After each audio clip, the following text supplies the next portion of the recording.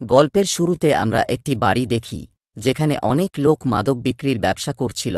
ঠিক তখনই একজন মুখোশধারী লোক বন্দুক হাতে ভিতরে ঢোকে এবং ঘরে থাকা সমস্ত টাকা লুট করে পালানোর চেষ্টা করে, কিন্তু বাড়ি থেকে বের হওয়ার সঙ্গে সঙ্গেই পুলিশ তাকে চারদিক থেকে ঘিরে ফেলে এবং গ্রেপ্তার করে জেলে পাঠিয়ে দেয়। তদন্তের সময় জানা যায় যে লোকটির নাম স্যাভেজ, যে একসময় স্পেশাল ফোর্সের একজন সৈনিক ছিল। সে নিজের দেশের জন্য ইরাক ও আফগানিস্তানে অনেক যুদ্ধ লড়েছে এবং এর জন্য সরকার তাকে অনেক মেডেলও দিয়েছিল। পুলিশ কমিশনার যখন এসব জানতে পারে তখন সে স্যাভেজকে নিজের অফিসে ডেকে পাঠায় এবং এর কারণ জানতে চায়। স্যাভেজ উত্তর দেয়, যতক্ষণ দেশ আমাদের প্রয়োজন মনে করে ততক্ষণ আমাদের যত্ন নেয়, কিন্তু একবার অবসর নিলে সরকার আমাদের মরতে ফেলে রাখে। আসলে স্যাভেজের একটি মেয়ে আছে যে লাং ক্যান্সারে আক্রান্ত। তার কাছে এত টাকাও নেই যে সে তার মেয়ের চিকিৎসার খরচ বহন করতে পারে। এ কথা শুনে কমিশনারের মাথায় একটি পরিকল্পনা আসে এবং সে স্যাভেজকে একটি মিশনে পাঠানোর সিদ্ধান্ত নেয়।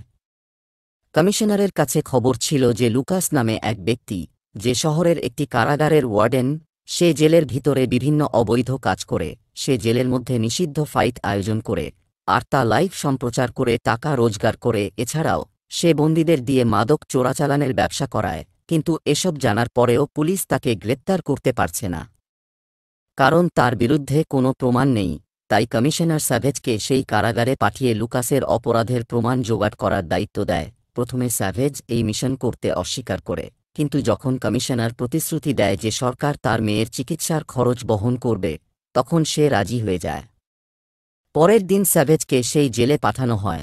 সেখানে পৌঁছে কিলিয়ান নামে এক গার্ড নতুন বন্দীদের স্বাগত জানায় এবং জেলের নিয়মকানুন ব্যাখ্যা করে। এরপর জেলের ডাক্তার স্যাভেজের ঘাড়ে একটি চিপ স্থাপন করে, যা আসলে একটি গিপস ট্র্যাকার।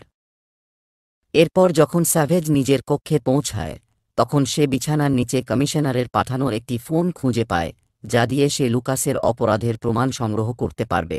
সেই সন্ধ্যায় স্যাভেজ যখন ক্যান্টিনে খাবার খেতে যায় তখন জেমস নামে এক বন্দী তাকে অকারণে উত্ত্যক্ত করতে শুরু করে, কিন্তু স্যাভেজ কোনো প্রতিক্রিয়া না দেখিয়ে তাকে উপেক্ষা করে সেখান থেকে চলে যায়। এরপর স্যাভেজ জেলের পিছনের উঠোনে যায়, যেখানে তার দেখা হয় টনি নামে আরেক বন্দীর সঙ্গে। টনি স্যাভেজকে নিজের গ্যাংয়ে যোগ দেওয়ার প্রস্তাব দেয়, কিন্তু স্যাভেজ স্পষ্টভাবে তা প্রত্যাখ্যান করে এবং চুপচাপ চলে যায়। কিন্তু সেই রাতেই জেমস এবং তার সঙ্গীরা স্যাভেজের ওপর হামলা চালায় ও তার পুরো সেলে হাঙ্গামা বাঁধিয়ে দেয়। ঠিক তখনই বোনস নামে আরেক বন্দী স্যাভেজের সেলে আসে এবং তাকে লড়াইয়ে সাহায্য করে, কিন্তু কিছুক্ষণের মধ্যেই জেলের নিরাপত্তারক্ষীরা সেখানে পৌঁছে যায় এবং সবাইকে ধরে একটি অন্ধকার কক্ষে বন্দী করে রাখে। এরপর ওয়ার্ডেন লুকাস জেমসকে নিজের অফিসে ডেকে নেয় এবং মারামারির জন্য তাকে বিশেষ সুবিধা দেয়। কিছুক্ষণ পর স্যাভেজকেও ওয়ার্ডেনের অফিসে আনা হয়, কিন্তু আশ্চর্যজনকভাবে ওয়ার্ডেন তাকে শাস্তি না দিয়ে জেলের ভিতরে চলা অবৈধ ফাইটিং প্রতিযোগিতা সম্পর্কে জানায়। ওয়ার্ডেন জানত যে স্যাভেজ একজন প্রাক্তন স্পেশাল ফোর্স সৈনিক এবং তার মারামারির দক্ষতা অনেক ভালো। তাই সে স্যাভেজকে প্রস্তাব দেয়, যদি সে এই ফাইটিং টুর্নামেন্টে অংশ নেয় এবং জেলের সেরা ফাইটারকে হারাতে পারে তাহলে তাকে মুক্তি দেওয়া হবে। স্যাভেজ বুঝতে পারে এটি লুকাসের বিরুদ্ধে প্রমাণ সংগ্রহের একটি দুর্দান্ত সুযোগ, তাই সে প্রস্তাবটি গ্রহণ করে। এরপর ওয়ার্ডেন তাকে একটি ফাইটিং স্যুট দেয় এবং একজন নারী অফিসার স্যাভেজকে তার নতুন কক্ষে নিয়ে যায়।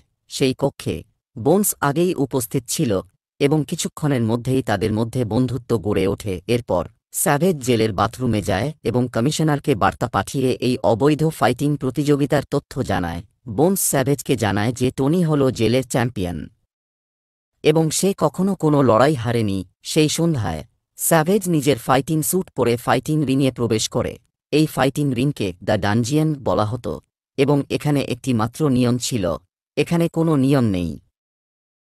ওয়ার্ডেন এই ফাইটের লাইভ সম্প্রচার করত যাতে বাইরের লোকেরা জুয়া খেলতে পারে।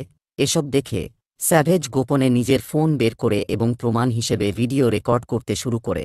কিছুক্ষণের মধ্যেই টনি ফাইটিং রিংয়ে প্রবেশ করে এবং তার প্রতিপক্ষ একজন নয় বরং দুইজন বন্দী। তবে এই লড়াই টনির জন্য কোনো সমস্যাই তৈরি করেনি। সে সহজেই দুজন প্রতিপক্ষকে পরাজিত করে রিং থেকে বেরিয়ে আসে।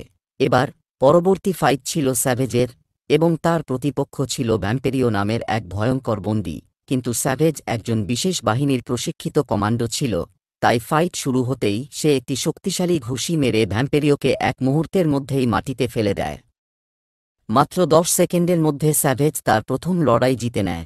এই লড়াইয়ের পরে টনি ওয়ার্ডেনের অফিসে যায় এবং নিজের মুক্তির দাবি জানায়, কারণ ওয়ার্ডেন প্রতিশ্রুতি দিয়েছিল যে যেদিন টনি জেলের চ্যাম্পিয়ন হবে সেদিন সে মুক্তি পাবে, কিন্তু ওয়ার্ডেন নতুন শর্ত রাখে, টনিকে আরেকটি ফাইট লড়তে হবে এবং এটিই হবে তার শেষ লড়াই। যদি সে এই লড়াই জেতে তাহলে সে চিরতরে মুক্তি পাবে। টনির কোনো উপায় ছিল না, তাই সে রাজি হয়ে যায়। তবে যাওয়ার আগে সে ওয়ার্ডেনকে হুঁশিয়ারি দেয়, যদি ওয়ার্ডেন তার প্রতিশ্রুতি ভাঙে তাহলে সে পুরো জেল জুড়ে বিশৃঙ্খলা সৃষ্টি করবে। পরদিন স্যাভেজের সঙ্গে দেখা করতে আসে জ্যানেট নামে একজন সরকারি উকিল। সে স্যাভেজের মামলা লড়ে তাকে মুক্ত করতে চায়, কিন্তু যেহেতু স্যাভেজ জেলে একটি গোপন মিশনে ছিল সে জ্যানেটের সাহায্য নিতে অস্বীকার করে। তবুও জ্যানেট তাকে নিজের ভিজিটিং কার্ড দিয়ে যায়, যাতে স্যাভেজের মন পরিবর্তন হলে সে যোগাযোগ করতে পারে। এরপর স্যাভেজ সরাসরি জিমে যায় এবং বোনসের সঙ্গে অনুশীলন শুরু করে, কারণ তার পরবর্তী প্রতিদ্বন্দ্বী অত্যন্ত শক্তিশালী ও দ্রুতগামী একজন যোদ্ধা ছিল। এভাবেই দিন কেটে যায় এবং অবশেষে ফাইটের দিন চলে আসে। ওয়ার্ডেন স্যাভেজের লড়াইয়ের ঘোষণা দেয় এবং তার প্রতিপক্ষকে রিংয়ে পাঠায়। ফাইট শুরু হতেই প্রতিপক্ষ স্যাভেজের দিকে ঝাঁপিয়ে পড়ে, কিন্তু স্যাভেজ শুধুমাত্র একটি শক্তিশালী ঘুষিতে তাকে মাটিতে ফেলে দেয়। এই দৃশ্য পুরো জেলের বন্দীদের হতবাক করে দেয় এবং সবাই স্যাভেজের নামে চিৎকার করতে থাকে। কিন্তু স্যাভেজ কোনো প্রতিক্রিয়া না দেখিয়ে বোনসের সঙ্গে নিজের কক্ষে ফিরে আসে। সেই রাতে স্যাভেজ এবং বোনস একসঙ্গে বসে এই বিজয় উদযাপন করে এবং বিভিন্ন বিষয় নিয়ে কথা বলে। এ সময় বোনস নিজের অতীত সম্পর্কে বলে যে সে জেলে এসেছে কারণ সে এক ব্যক্তিকে হত্যা করেছিল যে তার বোনের সঙ্গে খারাপ ব্যবহার করেছিল। এ কথা শুনে স্যাভেজ বলে, তুমি যা করেছ সেটাই সঠিক ছিল, আমি জানি তুমি কোনো খারাপ মানুষ নও। সেই রাতে স্যাভেজ যখন জেলের মেসে প্রবেশ করে তখন পুরো হলরুম একদম নীরব হয়ে যায়, কারণ সবাই তার ফাইট দেখে আতঙ্কিত ছিল এবং তাকে বিপজ্জনক প্রতিপক্ষ মনে করছিল। পরদিন যখন স্যাভেজ নিজের কাপড় ধুচ্ছিল তখন টনির দলের কিছু লোক তার উপর আক্রমণ করে। ঠিক তখনই একজন মহিলা গার্ড সেখানে এসে তাদের থামানোর চেষ্টা করে, কিন্তু লড়াইয়ের মাঝে একটি ছুরি সোজা সেই গার্ডের বুকে গিয়ে লাগে এবং সে মাটিতে লুটিয়ে পড়ে। এটা দেখে স্যাভেজ দ্রুত গার্ডকে জরুরি কক্ষে নিয়ে যায় এবং তার উপস্থিত বুদ্ধির কারণে সেই গার্ডের জীবন বেঁচে যায়। এরপর ওয়ার্ডেন স্যাভেজকে তার অফিসে ডাকে এবং তাকে ধন্যবাদ জানায়, কারণ যদি সেই গার্ড মারা যেত তাহলে ওয়ার্ডেনের সব গোপন কাজ ফাঁস হয়ে যেত। ওয়ার্ডেন স্যাভেজের কাছে সেই হামলাকারীদের নাম জানতে চায় এবং নিজের প্রধান গার্ড কিলিয়ানের সাহায্যে তাদের হত্যা করে নিজের লোকদের মৃত্যুর পর। টনি প্রচণ্ড রেগে যায় এবং সোজা স্যাভেজের সামনে গিয়ে তাকে ফাইটের জন্য চ্যালেঞ্জ জানায়, কিন্তু স্যাভেজ এই বিষয়ে কোনো প্রতিক্রিয়া না দেখিয়ে চুপচাপ নিজের প্রশিক্ষণ চালিয়ে যেতে থাকে। ট্রেনিং শেষ হওয়ার পর স্যাভেজ নিজে ওয়ার্ডেনের অফিসে যায় এবং টনির সঙ্গে লড়াই করার ইচ্ছা প্রকাশ করে। ওয়ার্ডেন এটি শুনে অত্যন্ত খুশি হয়, কারণ এই ফাইট থেকে সে কোটি কোটি টাকা উপার্জন করতে পারবে। তাই সে স্যাভেজের প্রস্তাব গ্রহণ করে এবং এই দুজনের লড়াই চূড়ান্ত করে দেয়। এরপর স্যাভেজ টয়লেটে গিয়ে কমিশনারকে মেসেজ পাঠায় এবং জানায় যে সে খুব শিগগিরই জেলের সবচেয়ে শক্তিশালী ফাইটারের বিরুদ্ধে লড়বে। এভাবে দিন কেটে যায় এবং এক সপ্তাহ পর ফাইটের দিন চলে আসে। ওয়ার্ডেন উদ্দেশ্যমূলকভাবে এই লড়াইয়ের ব্যাপারে জোরে ঘোষণা দেয় এবং এটি লাইভ স্ট্রিমিং করতে শুরু করে, যাতে বাইরের লোকেরা এতে বাজি ধরতে পারে। খুব তাড়াতাড়ি লড়াই শুরু হয় এবং প্রথম মিনিট থেকেই দুজন একে অপরের উপর প্রচণ্ড আক্রমণ চালাতে থাকে। প্রথম রাউন্ডে সমান প্রতিযোগিতা হয়, কিন্তু দ্বিতীয় রাউন্ডে স্যাভেজ তার অভিজ্ঞতার জোরে টনির উপর প্রবলভাবে আঘাত করতে থাকে। সে টনিকে একের পর এক মারতে থাকে এবং অবশেষে তাকে মাটিতে ফেলে দেয়। টনিকে পরাজিত করে স্যাভেজ পুরো জেলের নতুন হিরো হয়ে ওঠে এবং সমস্ত বন্দী তার নামে স্লোগান দিতে শুরু করে। এই ফাইটের পর স্যাভেজ তার ঘরে ফিরে যায় এবং প্রমাণ হিসেবে কিছু ভিডিও রেকর্ড করে কমিশনারকে পাঠিয়ে দেয়। এইবার কমিশনারকে মেসেজ পাঠানোর পরও স্যাভেজ কোনো উত্তর পেল না। সন্ধ্যায় যখন সে মেসে খেতে গেল তখন জেলের অন্যান্য বন্দীরা তাকে সম্মান জানালো এবং নিজেদের খাবারের কিছু অংশ তাকে দিল। এরপর ওয়ার্ডেন স্যাভেজকে তার অফিসে ডেকে পাঠালো এবং তাকে নিজের সঙ্গে কাজ করার প্রস্তাব দিল। ওয়ার্ডেন চেয়েছিল স্যাভেজ বন্দীদের নিয়ন্ত্রণ করুক এবং তাদের ফাইট করিয়ে প্রচুর টাকা উপার্জন করুক, কিন্তু সাভেজ এই প্রস্তাব সরাসরি নাকচ করে দিল, কারণ সে বন্দীদের নিজের ভাই মনে করত। এরপর ওয়ার্ডেন সাভেজকে তার গোপন আস্তানায় নিয়ে গেল, যেখানে সে বন্দীদের দিয়ে ড্রাগ ব্যবসা চালাত। ওয়ার্ডেন সাভেজকে এই অবৈধ ব্যবসায় যোগ দিতে বলল। সাভেজ বলল, আমি কিছু সময় চাই ভাবার জন্য। কিন্তু যাওয়ার আগে সে চুপি চুপি কিছু ড্রাগ নিজের পকেটে রেখে দিল, যাতে পরে এগুলো প্রমাণ হিসেবে কমিশনারের কাছে পৌঁছানো যায়। এরপর ওয়ার্ডেন সাভেজকে তার অফিসে নিয়ে গেল, যেখানে কমিশনার আগে থেকেই উপস্থিত ছিল। এবার এক চমকপ্রদ সত্য ফাঁস হল, ওয়ার্ডেন এবং কমিশনার শুরু থেকেই একসঙ্গে কাজ করছিল।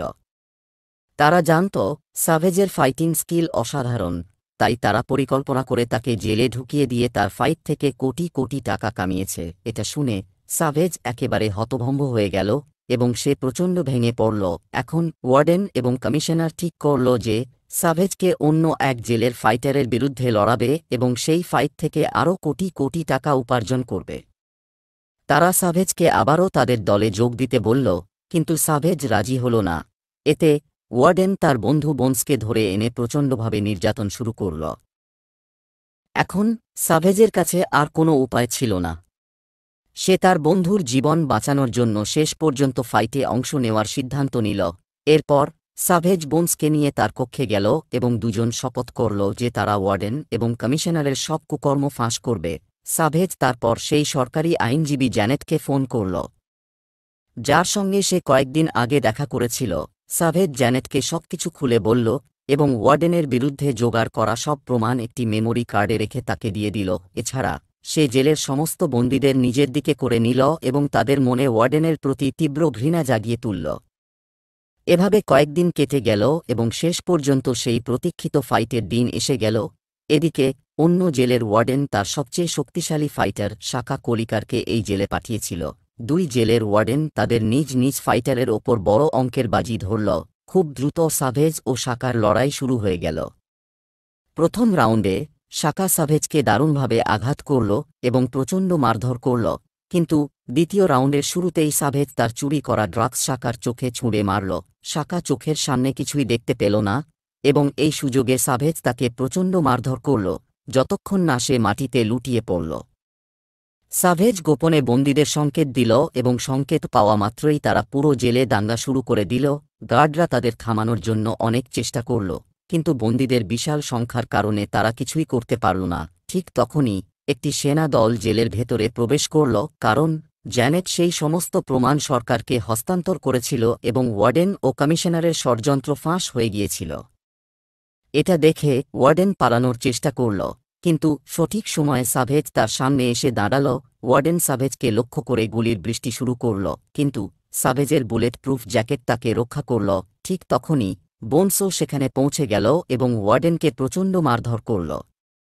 এরপর সেনাবাহিনী ওয়ার্ডেনকে গ্রেপ্তার করল এবং বন্দীদের অস্ত্রের মুখে কাবু করল। জ্যানেট সবাইকে জানিয়ে দিল যে এই সমস্ত প্রমাণ সংগ্রহ করে সরকারের হাতে তুলে দিয়েছিল সাভেজ নিজেই। তার এই অসাধারণ সাহসিকতার জন্য সরকার তার বিরুদ্ধে থাকা সমস্ত অভিযোগ প্রত্যাহার করে নিল। এছাড়া তার মেয়ের চিকিৎসার সমস্ত খরচও সরকার বহন করার সিদ্ধান্ত নিল। খুব দ্রুত সাভেজ জেল থেকে মুক্তি পেল এবং যখন তার মেয়ের চিকিৎসা শেষ হল, তখন সে তাকে হাসপাতাল থেকে আনতে গেল। অন্যদিকে ওয়ার্ডেন এবং কমিশনারকে জেলে বন্দী করা হল এবং তাদের অপরাধের জন্য যাবজ্জীবন কারাদণ্ড দেওয়া হল। এভাবেই এই চমৎকার সিনেমার সমাপ্তি ঘটল।